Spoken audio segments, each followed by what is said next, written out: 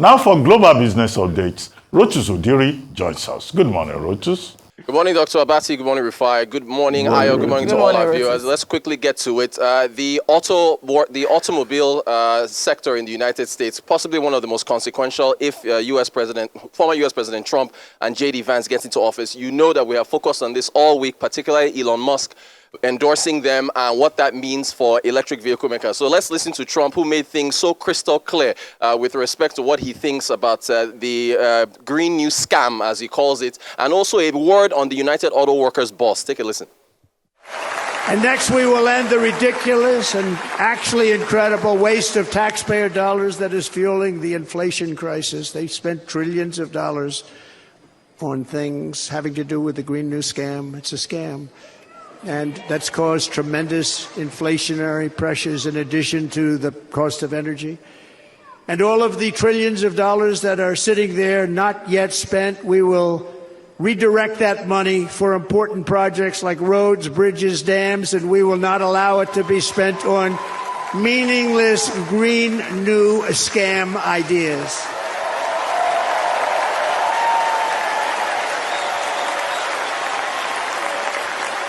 And I will end the electric vehicle mandate on day one.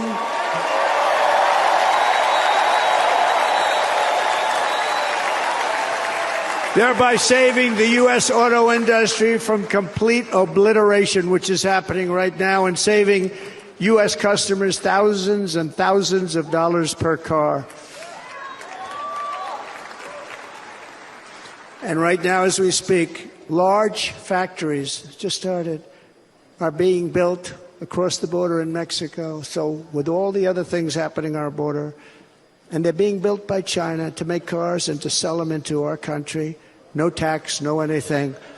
The United Auto Workers ought to be ashamed for allowing this to happen. And the leader of the United Auto Workers should be fired immediately. And every single auto worker, union and non-union, should be voting for Donald Trump, because we're going to bring back car manufacturing, and we're going to bring it back fast. All right, so, as has already been discussed, much of what he said were just straight up lies. The U.S. is a net energy exporter. Again, I shout out to Mr. Esile Aigbe, what he was talking about. If Trump enters, what that means for oil prices. America is already the biggest producer of oil as we speak, even as Biden is trying to move things over to renewable energy. Now, on the United Auto Workers, you remember the theme of this convention was supposed to be about unity. He has called for the head of the UAW to be fired. Remember, Arise News extensively covered the UAW, the auto workers strikes, GM, Stellantis, and Ford back earlier in the year when they were striking about minimum wage and pay. Joe Biden became the first U.S. president ever to protest with them. The UAW workers have endorsed him. So, you would expect that if Trump wanted to try to win them over, he would try and negotiate. Instead, he openly called for the head of the UAW to be fired. So, it will be interesting to see how that plays out. Let's go to technology. Apple is reportedly shopping for more Hollywood content in order to boost Apple TV+.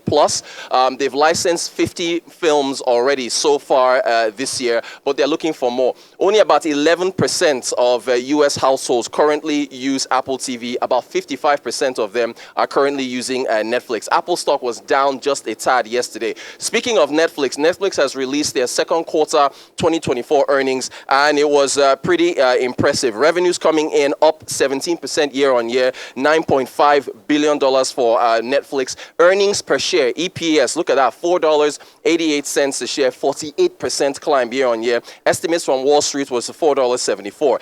And subscriptions, that's subs that you're seeing on your screen, 8 million new subscriptions in the second quarter of 2024.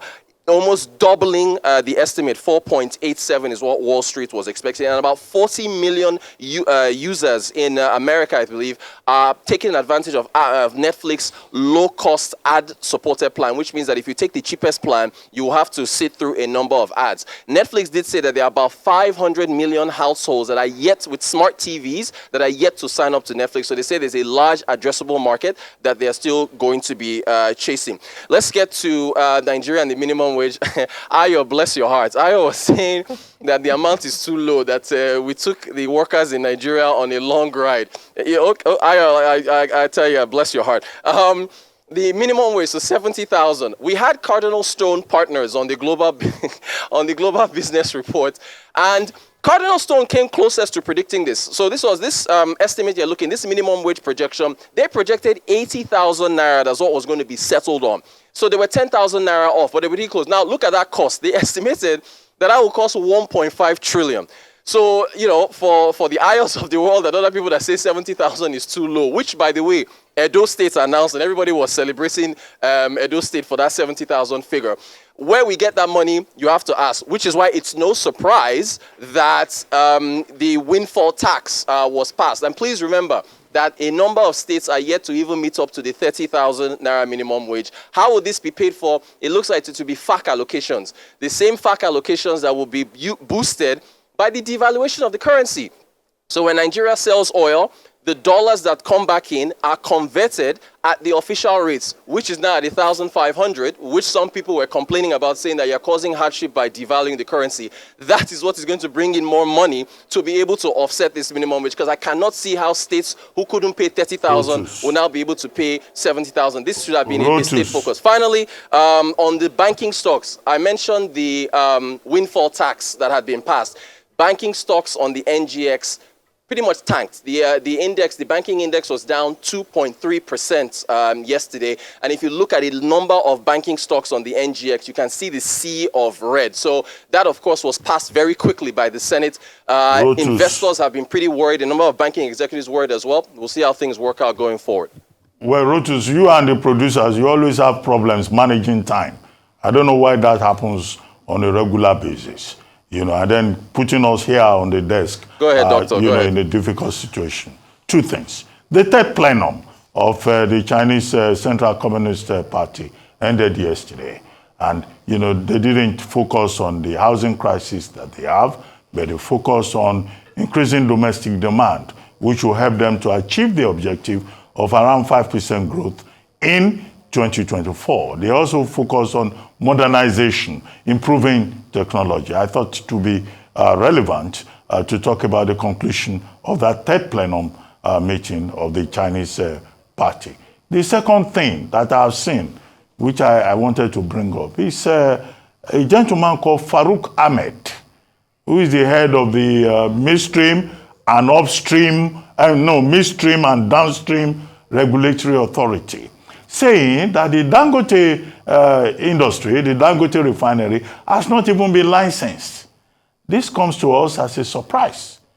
He even said that the Dangote refinery is producing inferior commodity, very high in sulfur content. I find that very shocking. You are the one in the business section. This looks to me like the Nigerian government killing business through Ahmed Farouk. So it's killing domestic business. I thought that our position on this table has always been that domestic business should be encouraged. And we've been quoting 650,000 barrels of crude produced by the Dangote refinery. The Dangote refinery, we've been told, have been doing like 5 million liters that they export on a monthly basis. But he says they have low sulfur content. The midstream and downstream, do they have a facility where they check pre-shipment? If Dangote is exporting already 5 million liters of AGO, okay, where is the facility that they have in Nigeria? I think it's unfortunate that a man like Farouk Ahmed will come forward and throw Dangote refinery under the bus. This is the contradictions that we talk about. Is there self-interest in the matter? Is Dangote already vindicated when he said earlier on that there are saboteurs, external and internal, trying to make it impossible for him to do his business? These are questions that we have to address. I don't know who Farouk Ahmed is. I think at the time he was in PPMC. So what level of knowledge does he have to so openly sabotage the Nigerian government and Dangote so- refinery. Yes. Thank you. So why? I don't know if we should even be talking about him, to be honest. I don't know how you spend $20 billion in a refinery and then you hear comments like that. So I chose to ignore it. That's pretty much nonsensical. No, we cannot ignore it. The same government cannot throw an investment under the bus.